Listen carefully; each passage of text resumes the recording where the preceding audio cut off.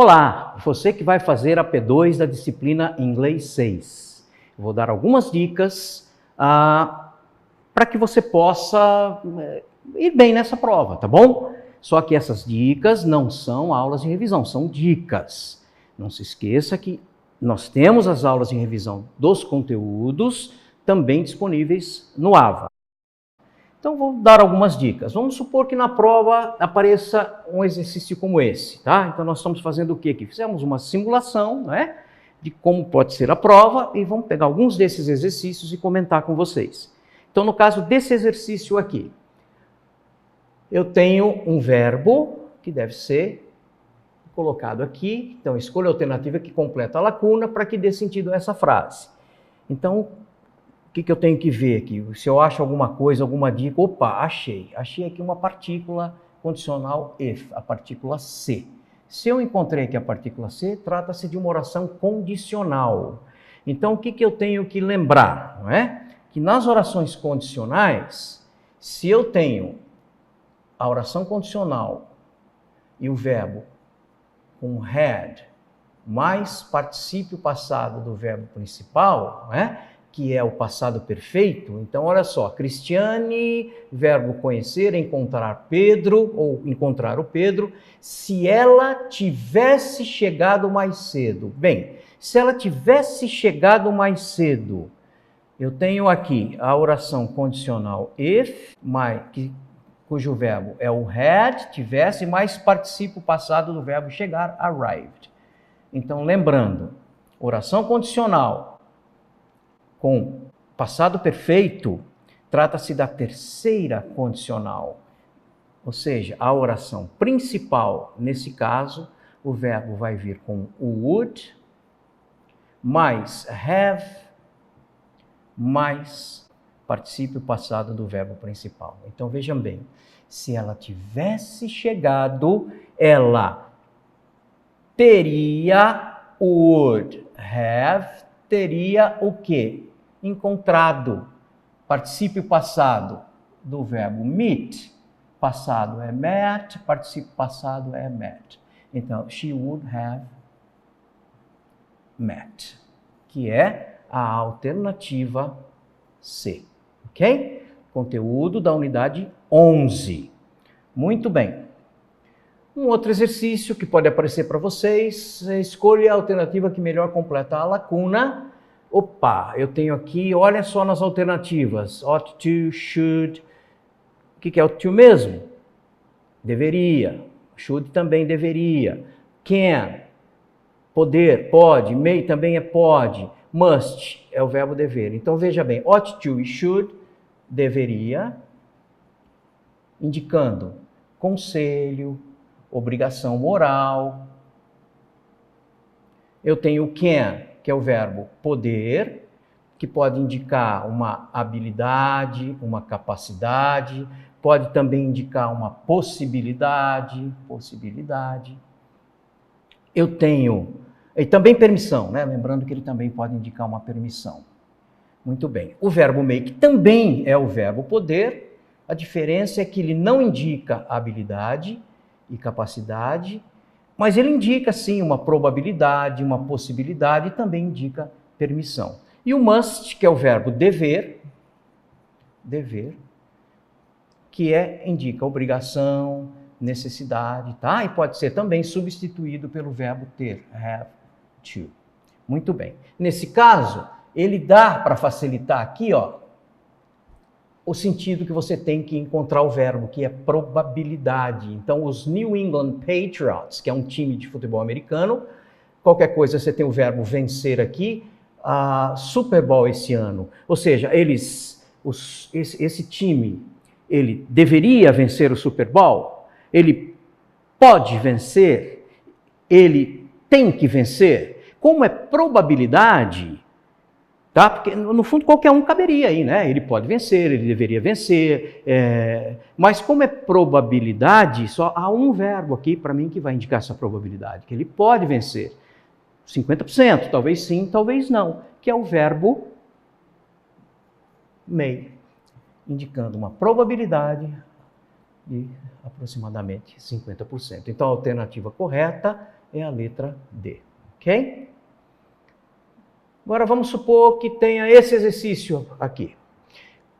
When? Quando will the CEO, o CEO irá, ó, você tem futuro aqui, ó, visitar a fábrica em Londres. Poxa vida, o que eu tenho aqui? Eu tenho uma pergunta com WH question, que a gente chama que são perguntas com quando, o que, como, por quê. E na resposta, geralmente, pode vir um advérbio. Então, se eu tenho uma pergunta com quando ela chegou? Ontem, advérbio de tempo. Com que frequência ela vai a Londres? 3 vezes por semana? Sempre? Nunca? Frequência. Onde ela está? Em casa? Lugar? Como ela vem até a escola? De ônibus, de van, modo, ok? Nesse caso, o que é que eu tenho aqui? Nesse caso, eu tenho uma pergunta com quando. Então, na resposta, eu vou provavelmente ter um advérbio de tempo. Qual que é o único advérbio de tempo nas alternativas aqui? Ó? Slowly, vagarosamente, é um advérbio de modo, de avião, no escritório, de lugar. Mês que vem, mês que vem é advérbio de tempo. 2 vezes por mês, advérbio de frequência. Então, o único advérbio de tempo aqui é o next month, alternativa D. Ok? Conteúdo da unidade 12. Muito bem. Vamos supor que você tenha esse exercício. Isso aqui é um e-mail que tem que ser preenchido, né? Então, escolha a alternativa que preenche as lacunas usando, simple present, simple past ou future. Então, você vai preencher essas lacunas usando os verbos ou no simple present, no simple past ou no futuro.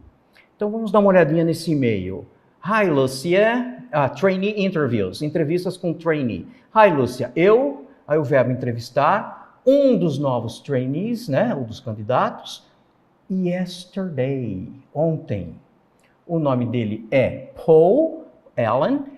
Ele tem 20 anos de idade e verbo falar inglês muito bem.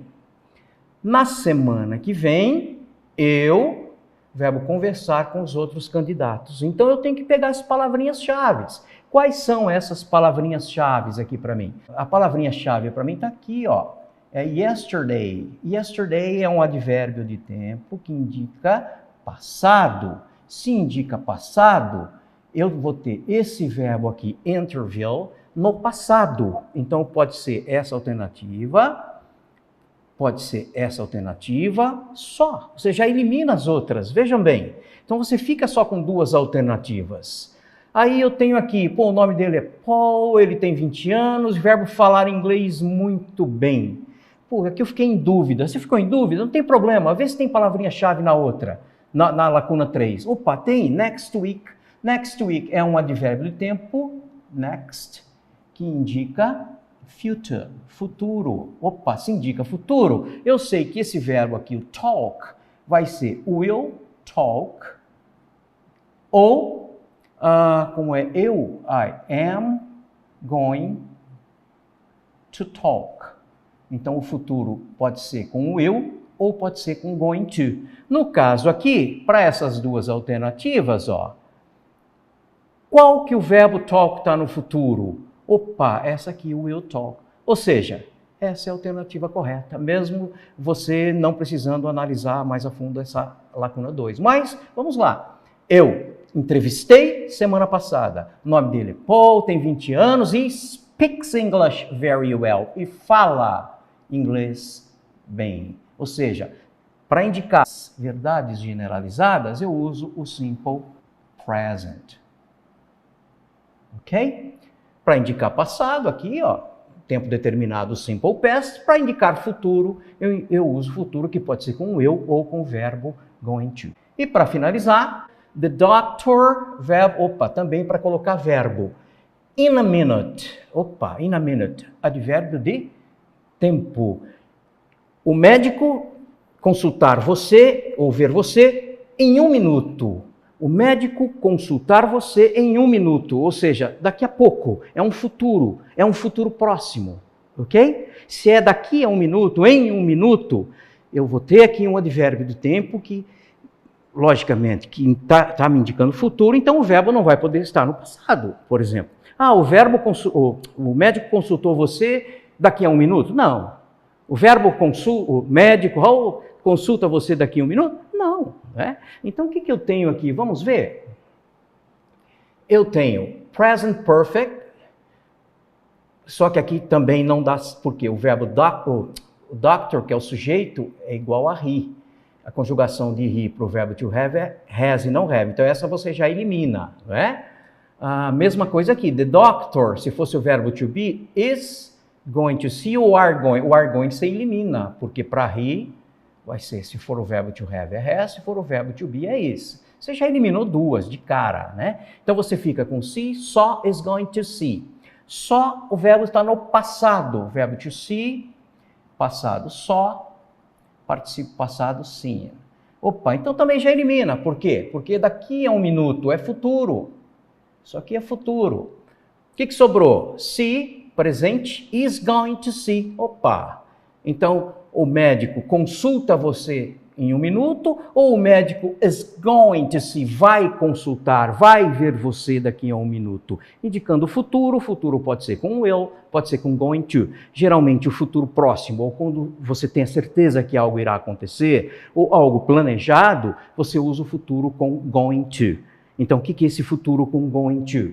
Você tem o sujeito, aí você vai ter o quê? O verbo to be, no presente, mais going to, mais o infinitivo do verbo principal. Então, to be no presente, para o médico, né? Que seria he is, mais going to, mais o verbo, o infinitivo do verbo principal. O médico vai ver você, o médico vai consultar você daqui a 1 minuto. Ok? Então, vejam bem. São só dicas que eu estou te dando, tá? Eu quero lembrá-lo que você tem videoaulas de revisão desses conteúdos e elas estão disponíveis para você. Onde? Aqui, em mídias, não é?